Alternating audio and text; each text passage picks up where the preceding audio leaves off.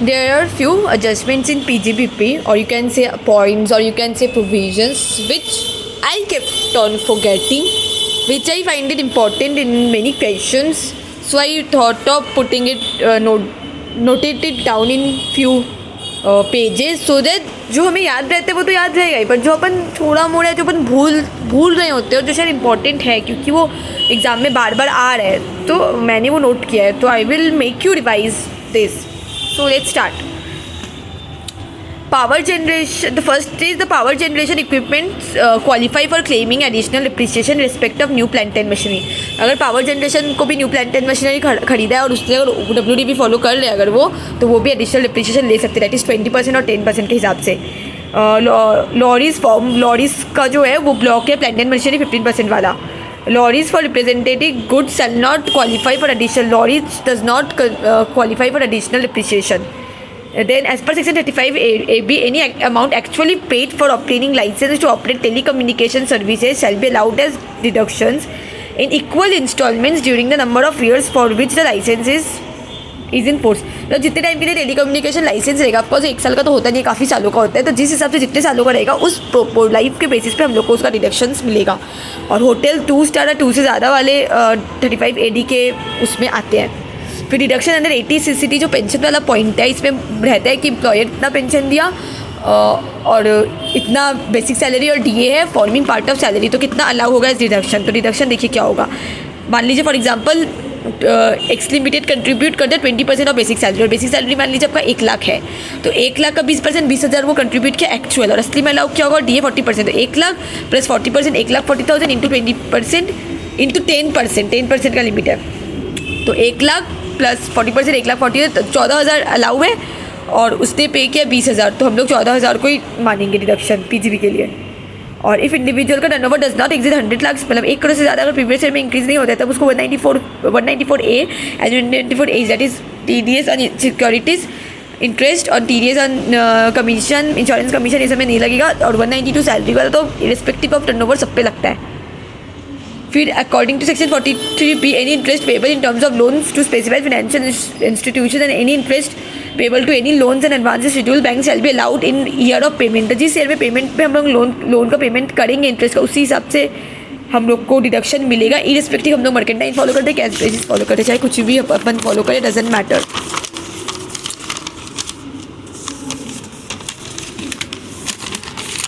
अब association of person के लिए ये लिंक है.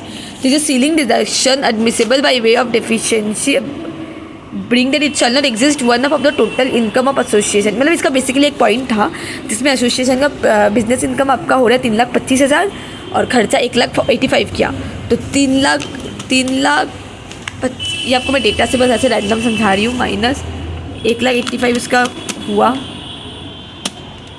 नहीं, सॉरी, इनकम था मान लीजिए 1 लाख और खर्चा मान लीजिए आपने कर दिया 1,85,000, तो 85,000 आपका लॉस हो गया, तो ये लॉस रहेगा. और मान लीजिए अदर इनकम का आपका प्रॉफिट है 1 लाख, तो अदर इनकम से आपका अगर 1 लाख इनकम है तो हम लोग 85,000 पूरा सेट ऑफ नहीं कर सकते. जितना उसका अदर इनकम का इनकम है उसका 50% ही सेट ऑफ कर सकते हैं. 85,000 और 1 लाख का 50% 50,000, तो अपन 50,000 ही सेट ऑफ कर सकते हैं. यही इसका पॉइंट था. और अगर मान लीजिए कोई अदर इनकम नहीं रहता है तो हम लोग का वो कैरी फॉरवर्ड तो बिल्कुल नहीं होगा, वो नील हो जाएगा और हम लोग का सब लैप्स हो जाएगा. फिर एज पर रूल 6 अब जो person carrying on notified profession का था, उसमें बोला है कि each of the 3 previous year में 1.5 लाख से ज़्यादा होना चाहिए, नहीं तो shall be required to maintain books of account maintain करने का रिक्वायरमेंट आ जाएगा अगर तीनों इमीडिएट प्रीवियस ईयर में 1.5 लाख से ज़्यादा इनकम आती है. या फिर आप सेट कर दो और आपको ऐसा रियलाइज है कि फर्स्ट ईयर में क्रॉस कर जाएगी तो आप बुक्स ऑफ अकाउंट्स मेंटेन कर लो पहले से. एवरी एज पे, एवरी नॉट एनी. और एक से अगर 10 व्हीकल कोई भी at any point of time अगर ओन करता है, ट्रक लॉरी ये सब, तो उसका इनकम अपन क्या निकालेंगे ₹1,000 पर ton of gross vehicle weight और अनलेडन वेट पर month of each part of month each. मतलब ये हेवी गुड व्हीकल के उसमें अगर नहीं आते तो ₹1,000 पर टन पर ग्रॉस व्हीकल आएगा, और आपका अगर हेवी व्हीकल आता है तो 7,000 पर मंथ आ जाएगा और पार्ट ऑफ द मंथ आ जाएगा. Expenditure on issue of right issue share shall not be allowed deduction because ये कैपिटल नेचर का होता है. राइट इशू बोनस इशू ये सब कैपिटल अकॉर्डिंग नेचर के होते हैं, तो इसमें अपन नहीं अलाउड होता है ये एक्सपेंडिचर.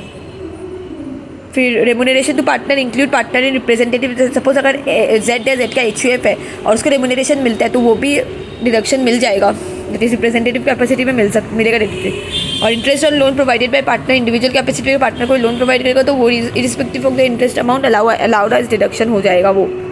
फिर रॉयल्टी वगैरह कुछ भी अगर आप पार्टनर को देते हैं वो हम लोग नेचर ऑफ रेमुनरेशन मानेंगे, कोई भी बिजनेस इनकम कुछ भी सब हम लोग मानेंगे कि ये रेमुनरेशन है, इरिस्पेक्टिव ऑफ द नेम, आप कुछ भी उसको बुलाओ। डिडक्शन ऑफ ग्रेच्युटी वगैरह ये सब का पेमेंट बेसिस पे होता है, या फिर फेयर एस्टीमेट, अगर ये मेंशन कर दे फेयर एस्टीमेट है तो ही आपको डिडक्शन मिलेगी, वरना नहीं मिलेगी, भले आप एक्चुअल वैल्यूएशन करें चाहे कोई करे।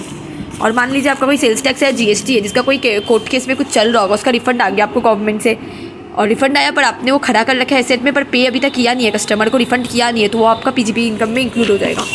फिर रेगुलराइजेशन फी जो आप म्यूनसिपल पार्टी ये सबको पे करते हो तो इसका डिडक्शन नहीं मिलेगा, ये nature of upon penalty fine इसमें मांगते हैं। VRS का कम्पेशन 1/5 के अकॉर्डिंग मिलता है, 1/5 ऑफ VRS का अमाउंट जो हुआ उस पर। एडिशनल कंपेंसेशन जो स्टेट गवर्नमेंट से आपको मिलेगा वो कैपिटल गेन के हेड में चला जाएगा। और deduction under section 18 inter corporate dividend का, सपोज आपको फंडिंग कंपनी से 10 सब्सिडरी से आपको 10 लाख डिविडेंड मिला और फिर आप 5 लाख पे भी कर देते हो तो 10 - 5 को अपन एडजस्ट करके करेंगे। और that is deduction under section 18 M in respect of inter corporate dividend to the extent of dividend is distributed by it on before due date of filing, return के पहले उसको डिस्ट्रीब्यूट हो जानी चाहिए, तभी होगी ये वाली इनकम। फिर expenditure for transfer of crowd fund credit जो आपको गवर्नमेंट से मिलती है, सपोज आपने उस पर कोई एक्सपेंडिचर किया तो वो आपको डिडक्शन नहीं मिलेगी, वो फ्लैट रेट से टैक्सेबल होती है, उसके अगेंस्ट कोई खर्चे की डिडक्शन नहीं मिलती है।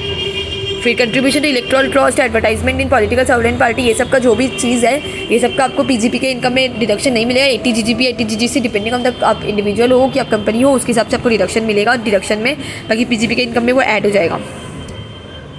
फिर प्रॉफिट फ्रॉम हेजिंग कॉन्ट्रैक्ट, जो भी होगा हेज करोगे, सपोज आप कोई प्लांट एंड मशीनरी खरीदने के लिए कुछ हेजिंग कॉन्ट्रैक्ट की तो उस पर अगर आपको कुछ प्रॉफिट हो तो PGP के इनकम में नहीं इंक्लूड कर सकते, वो आपका प्रॉफिट जो आपको एडजस्ट होगा कॉस्ट ऑफ एसेट से।